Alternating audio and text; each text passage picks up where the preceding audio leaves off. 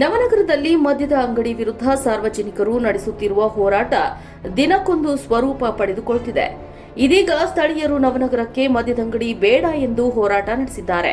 ಹೀಗಿದ್ದಾಗ ನೂತನವಾಗಿ ಆರಂಭಗೊಂಡಿರುವ MRP the liquor house ಮಾಲೀಕ ಸ್ಥಳೀಯರ ಹೋರಾಟಕ್ಕೆ ತಾವು ಸಹ ಬೆಂಬಲ ಸೂಚಿಸುವುದಾಗಿ ತಿಳಿಸಿದ್ದಾರೆ. ನವನಗರ ಮಧ್ಯಭಾಗದಲ್ಲಿ ಮದ್ಯದಂಗಡಿ ತೆರೆದಿರುವುದಕ್ಕೆ ಸ್ಥಳೀಯರು ಮದ್ಯದಂಗಡಿ ಸ್ಥಳಾಂತರ ಮಾಡಬೇಕು ಅಂತ ನಿರಂತರವಾಗಿ ಹೋರಾಟ ನಡೆಸುತ್ತಿದ್ದಾರೆ. ಅಷ್ಟೇ ಅಲ್ಲದೆ ಈಗಾಗಲೇ ಸ್ಥಳೀಯರ ಹೋರಾಟವನ್ನ ಪರಿಗಣಿಸಿ ಅವರ ಒತ್ತಾಯದಂತೆ ಅಬಕಾರಿ ಇಲಾಖೆಯ ಅಧಿಕಾರಿಗಳು ಸ್ಥಳಕ್ಕೆ ಆಗಮಿಸಿ ಬಾರ್ ಮಾಲೀಕರಿಗೆ ಶೀಘ್ರವಾಗಿ ಬಾರ್ ಸ್ಥಳಾಂತರ ಮಾಡಬೇಕು ಅಂತ ನೋಟಿಸ್ ನೀಡಿ ಬಾರ್ಗೆ ಬೀಗ ಹಾಕಿದ್ರು. ಈ ಬೆಳವಣಿಗೆ ಮಧ್ಯೆ ದಿ ಲಿಕ್ಕರ್ ಹೌಸ್ ಬಾರ್ ಮಾಲೀಕ ಹೈಕೋರ್ಟ್ ಮೊರೆ ಹೋಗಿದ್ದು, ತಾನು ಕಾನೂನು ಚೌಕಟ್ಟಿನ ಅಡಿಯಲ್ಲಿ ಬಾರ್ ನಡೆಸುತ್ತಿದ್ದು ಯಾವುದೇ ಕಾನೂನು ಉಲ್ಲಂಘನೆ ನಡೆಸಿಲ್ಲ. ಹೀಗಾಗಿ ತಮಗೆ ಬಾರ್ ತೆರೆಯಲು ಅನುಮತಿ ನೀಡುವಂತೆ ಕೋರ್ಟ್ ಅನುಮತಿ ಪಡೆದಿದ್ದಾರೆ. ಈ ಬಗ್ಗೆ ಬಾರ್ ಅಸೋಸಿಯೇಷನ್ ಅಧ್ಯಕ್ಷರು ಹೇಳೋದು ಹೀಗೆ. ಲೀಗಲ್ ಆಗಿ ಪರ್ಮಿಷನ್ ತೊಗೊಂಡಿದ್ದಾರೆ. ಶಿಫ್ಟಿಂಗಿಗೆ ಪರ್ಮಿಷನ್ ತೊಗೊಂಡು ಶಿಫ್ಟ್ ಮಾಡಿ ಓಪನ್ ಮಾಡಿದ್ದಾರೆ. ನನಗೆ ಬಂದ ಮಾಹಿತಿ ಪ್ರಕಾರ ಓಪನ್ ಮಾಡಿದಾದಮೇಲೆ 2 ದಿವಸ ಅಲ್ಲಿ ನವನಗರ ರವಾಸಿಗಳು ಇದು ಬೇಡಪ್ಪ ನಮಗೆ ಅಂಥೇಳಿ ಸ್ಟ್ರೈಕ್ ಮಾಡಿದ್ದಾರೆ. ಸ್ಟ್ರೈಕ್ ಮಾಡಿದ ಮೇಲೆ ನಮ್ಮ ಡೆಪ್ಟಿ ಕಮಿಷನರ್ ಆಫ್ ಎಕ್ಸೈಸ್ ಅವ್ರು ಬಂದುಬಿಟ್ಟು ಪ್ರತಿಭಟನೆ ಆಗಿರೋದ್ರಿಂದ ನಾನು ಕೊಟ್ಟಂಥ ಆದೇಶವನ್ನು ಹಿಂಪಡಿತೇನೆ ಅಂತೇಳಿ ಅವರು ಹಿಂಪಡೆದು ಕಡೆಗೆ ಅವರು ಬಂದು ಸೀಸ್ ಮಾಡಿ ಲಾಕ್ ಮಾಡಿ ಹೋಗಿದ್ದಾರೆ. ಹೋದ್ಮೇಲೆ ಆ ಲೈಸೆನ್ಸಿ ಏನು ದಿ ಲಿಕ್ಕರ್ಸ್ ನವನಗರ್ ಲೈಸೆನ್ಸ್ ಏನಿದ್ದಾರೆ ಅವರು ಕೋರ್ಟಿಗೆ ಹೋಗಿಬಿಟ್ಟು ಜಾಯಿಂಟ್ ಕಮಿಷನರು, ಡೆಪ್ಟಿ ಕಮಿಷನರ್ ಹಾಗೂ ರೇಂಜ್ ಇನ್ಸ್ಪೆಕ್ಟರ್, ನಮ್ಮಲ್ಲಿ ರೇಂಜಿಗೆ ಒಬ್ಬರು ಇನ್ಸ್ಪೆಕ್ಟರ್ ಬರ್ತಾರೆ, ರೇಂಜ್ ಇನ್ಸ್ಪೆಕ್ಟರ್ ಮೇಲೆ ಒಂದು ಸ್ಟೇ ಆರ್ಡರ್ ತೊಗೊಂಡು ಬಂದಿದ್ದಾರೆ. ಸ್ಟೇ ಆರ್ಡರ್ ಅಂದರೆ ಇವ್ರು ಕೊಟ್ಟಂಥ ಆದೇಶವನ್ನು ಇವ್ರು ಹಿಂಪಡೆದಿದ್ದಾರೆ. ಹಾಗಾಗಿ ನಮಗೆ ಭಾಳಷ್ಟು ಅನ್ಯಾಯವಾಗಿದೆ. ಕಾನೂನುಬದ್ಧವಾಗಿ ನಾವು ಇದನ್ನು ಲೈಸೆನ್ಸನ್ನು ಶಿಫ್ಟ್ ಮಾಡ್ಕೊಂಡಿದ್ದೇವೆ. ಆಮೇಲೆ MRP ಇರೋದ್ರಿಂದ ನಾವು ಯಾರಿಗೂ ಅಕ್ಕಪಕ್ಕದವ್ರಿಗೆ ತೊಂದರೆ ಮಾಡ್ತಾಯಿಲ್ಲ ಅನ್ನೋ ಒಂದು ಇದ್ರ ಮೇಲೆ ಹೈಕೋರ್ಟಿಂದ ನನಗೆ ತಿಳಿದ ಮಟ್ಟಿಗೆ ಸ್ಟೇ ಆಗಿದೆ ಸರ್. ಸ್ಟೇ ಆದಮೇಲೆ ಮತ್ತೆ ಎಕ್ಸೈಸ್ನವರಿಗೆ ಕಾಪಿ ಹೋದ್ಮೇಲೆ ಎಕ್ಸೈಸ್ನವರೇ ಬಂದು ಓಪನ್ ಮಾಡಿ ಕೊಟ್ಟಿದ್ದಾರೆ. ಅದಾದಮೇಲೂ ಪ್ರತಿಭಟನೆ ನಡೀತಾ ಇದೆ ಅಂತ ನನ್ನ ಗಮನಕ್ಕೆ ಬಂದಿದೆ.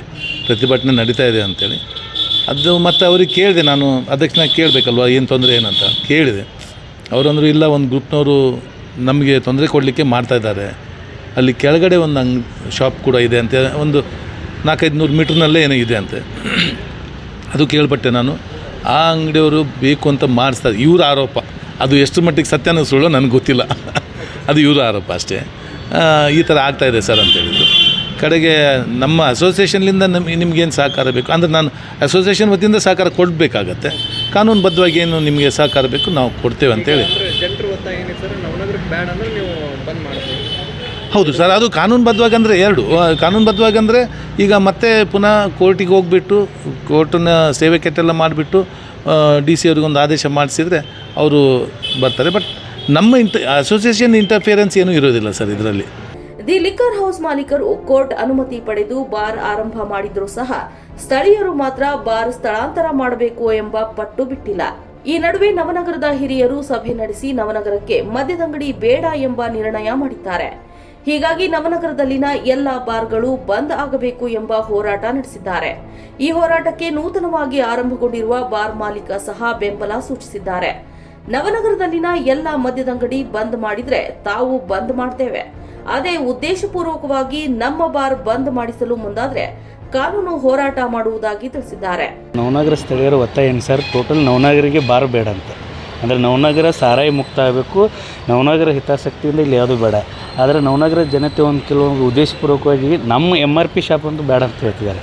ಇಲ್ಲಿಂದ 500 metre Sangam bar and restaurant ಅಂತ ಇದೆ, ಅದು CL9 ಬಾರ್, ಅದು ಸಂಗಮ್ ಬಾರ್ ರೆಸ್ಟೋರೆಂಟ್ ಅಂತ. ಅಲ್ಲಿ ವಿತ್ ಸಿಟ್ಟಿಂಗು ಮತ್ತು ಬಾರ ಕುಡಿಯೋದು ವ್ಯವಸ್ಥೆ, ಕುಂಡ್ರೋದು ವ್ಯವಸ್ಥೆ ಎಲ್ಲ ಐತೆ. ಅದು ಬಾರ್ ಇರೋದು ಸರ್ ನವನಗರ ಸಾರ್ವಜನಿಕನ ಉದ್ಯಾನವನ ಅಪೋಸಿಟ್ ಇದೆ ಸರ್. ಅದನ್ನ ಗೇಟ್ನು ಕೀಲಿ ಹಾಕಿದೆ ಸರ್, ಅದ್ರ ಬಗ್ಗೆ ಯಾರ್ದು ಕಾಳಜಿ ಇಲ್ಲ. ಮತ್ತು ವಾಪಸ್ಸು ಕ್ಯಾನ್ಸರ್ ಹಾಸ್ಪಿಟಲ್ ಬಾಜು ಇದೆ, ಮತ್ತು 100 ಮೀಟ್ರಲ್ಲಿ ಹನುಮಾನ್ ಟೆಂಪಲ್ ಐತೆ ಸರ್. ಅದೆಲ್ಲ ಇದ್ರೂ ಅಲ್ಲಿ ಯಾರೂ ಸ್ಟ್ರೈಕ್ ಅಥವಾ ಪ್ರತಿಭಟನೆ ಬೇಡ. ಈ ನವನಗರಕ್ಕೆ ನಮ್ದು ಒಂದೇ MRP ಬೇಡ. ಕೆಳಗಡೆ ಇಲ್ಲಿಂದ 500 ಮೀಟರ್ ಇರೋ ಸಂಗಮ್ ಬಾರ್ ರೆಸ್ಟೋರೆಂಟ್ ಇದ್ದರೆ ಏನೂ ಪ್ರಾಬ್ಲಮ್ ಇಲ್ಲ. ಸಾರ್ವಜನಿಕ ಹಿತಾಸಕ್ತಿ ನವನಗರಕ್ಕೆ ಇದು ಒಂದೇ ಬೇಡ ಆಗಿದೆ, ಅದೊಂದೇ ಸಮಸ್ಯೆ. ಆದರೂ ಎಲ್ಲ ಉದ್ದೇಶಪೂರ್ವಕವಾಗಿಯೇ ಸರ್ ಇದೆ. ಯಾಕಂದರೆ ನವನಗರಕ್ಕೆ ಬಾರ್ ಬೇಡ ಅಂದರೆ 2 ಬಾರ್ ಬೇಡ ಸರ್. ನವನಗರಕ್ಕೆ ಬಾರ್ ಬೇಕಂದರೆ 2 ಬೇಕು.